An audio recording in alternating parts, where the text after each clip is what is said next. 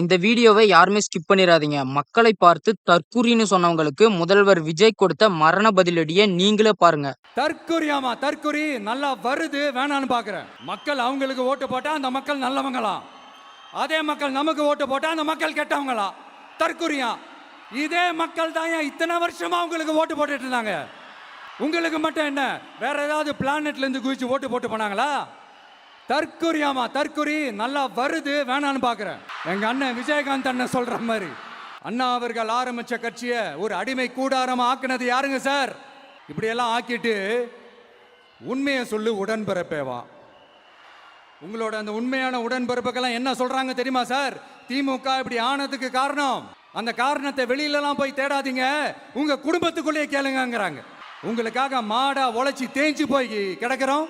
திமுக இப்படி ஆனதுக்கு காரணம் உழைக்காம சொகுசா இருக்கிற உங்க குடும்பத்துக்குள்ளேயே போய் கேளுங்கிறாங்க.